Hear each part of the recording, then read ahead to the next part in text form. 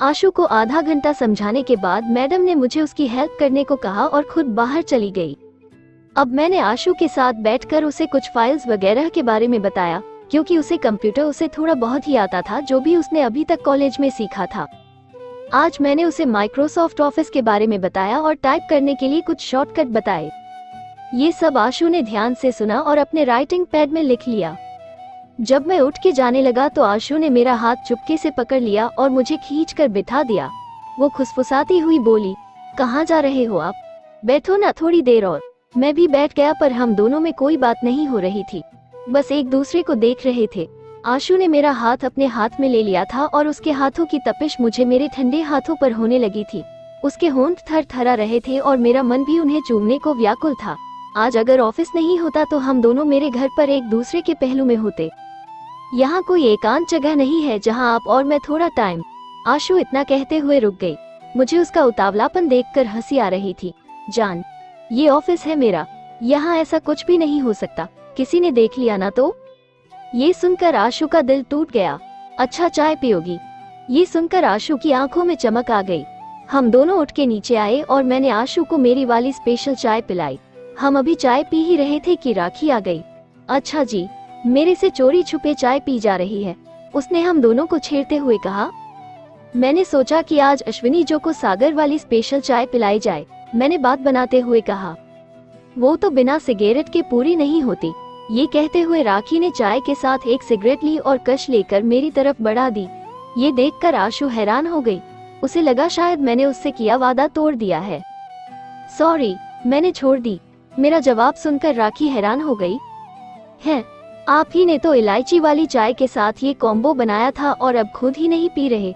राखी की बात सुनकर आशु दोबारा हैरान हो गई। पर अब छोड़ दी, अब जीने की आदत हो गई है, ये मैंने आशु को देखते हुए कहा। इस बार तो राखी ने मेरी चोरी पकड़ ही ली। अच्छा जी, अश्विनी जी को खुश करने को कह रहे हो? ये सुनकर हम तीनों ठहाका लगाकर हंसने लगे। बस इसी तरह हंसी मजाक में वो दिन निकला और मैडम ने ही राखी और आशु को घर छोड़ा और मैं अकेला घर वापस आ गया। इसी तरह आशु और मेरे प्यार भरे दिन बीतने लगे। सोमवार से शुक्रवार उससे शाम को मिलना और फिर शनिवार और इतवार साथ साथ ऑफिस में पूरा दिन गुजारना। घर से फोन आता तो मैं कह देता कि मैं नहीं आ पाऊंगा क्योंकि बॉस छुट्टी नहीं दे रहा है। आशु के आने के बाद ऑफिस में एक ग्रुप बन गया था। मैं, नीतू मैडम, राखी और आशु का एक ग्रुप और बाकी लोगों का एक ग्रुप। मैडम भी आशु के काम से बहुत खुश थी और प्रोजेक्ट भी आधा खत्म भी हो गया था। मैडम तो इतनी खुश थी कि उन्होंने कहा कि आशु की ग्रेजुएशन के बाद वो हमारा ऑफिस ही ज्वाइन कर ले। पर ये तो मेरा मन जानता था कि आशु की ग्रेजुएशन के बाद तो हम दोनों ही यहाँ नहीं होंगे। आज का दिन बहुत अलग था। चूंकि आज शनिवार था तो आज आशु ऑफिस आई हुई थी। 11 बजे राखी ऑफिस में आई और उसके हाथ में मिठाई का डिब्बा था। सबसे पहले बॉस को और फिर मैडम को उसने खुशखबरी दी कि उसकी शादी तय हो गई है।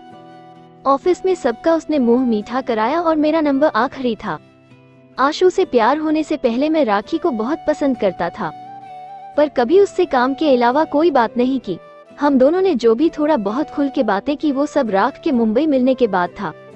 शायद इसीलिए उसकी शादी की बात सुनकर थोड़ा डैक हुआ, पर अगले ही पल मुझे आशु का हंसता हुआ चेहरा दिखा और मुझे होश आया कि मेरे पास तो आशु का प्यार है।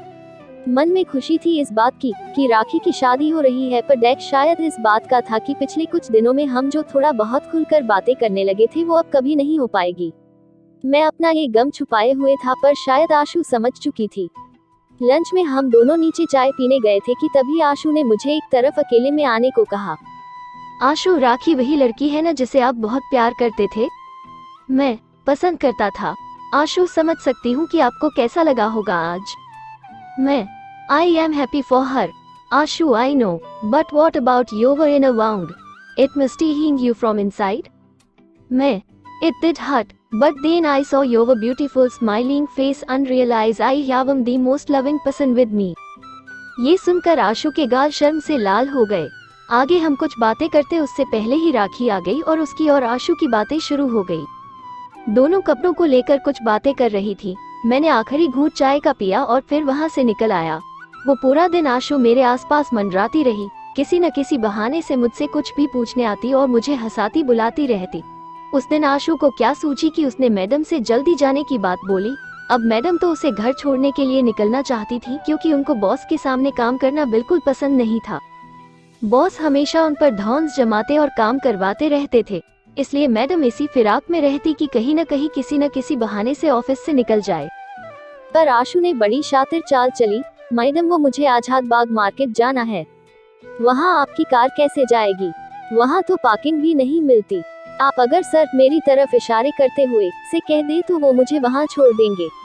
आशु ने जब मेरी तरफ इशारा किया तब मैं उसी तरफ देख रहा था, पर जैसे मैडम ने मेरी तरफ देखा मैंने तुरंत नजरें फेर ली। मेरी खुशकिस्मती की मैडम समझ नहीं पाई और उन्होंने मुझे आवाज लगाकर बुलाया, सागर जी, जरा हमारी अश्विनी की मदद कर दो, उसे आजाद बाग मार्केट जाना है, आप उसे वहाँ छोड़ दो। ये सुनकर बिल्कुल हैरान था, पर मैडम वहाँ तो इस वक्त बहुत भीड़ होती है। हाँ जी, तभी तो आपको कह रही हूँ, आप अश्विनी को वहाँ छोड़कर घर निकल जाना, मैडम ने कहा। पर मैडम, वो सर, मैंने थोड़ी चिंता जताई। कौन सा आप पहली बार जल्दी निकल रहे हो? मैं कह दूंगी कि आज आपकी ट्यूशन क्लास थोड़ा जल्दी थी। मैडम की बात सुनकर अश्विनी का मन प्रसन्न हो गया और उसकी खुशी उसके चेहरे से झलकने लगी। मैंने अपना बैग उठाया और हम दोनों नीचे आने को उतरने लगे, पर मैं जानबूझकर चुप रहा ताकि मैडम को ये ना लगे कि ये हमारी मिली भगत है। नीचे आकर मैंने आशु से कहा, बहुत दिमाग चलने लगा है आजकल तेरा। आशु बस हंसने लगी और आकर मेरी बाइक पर पीछे बैठ गई। अच्छा, जाना कहाँ है? मैंने पूछा। बाजार जाएंगे और कहाँ? आशु ने थोड़ा इठलाते हुए जवाब दिया। मैंने बाइक उसी तरफ भगाई। वहाँ पहुंचकर आशु ने मुझे एक दुकान के सामने रुकने को कहा। मेरा हाथ पकड़ के मुझे वो अंदर ले गई और मेरे लिए शर्ट पसंद करने लगी, पर बेचारी जल्दी ही मायूस हो गई। क्या हुआ जान?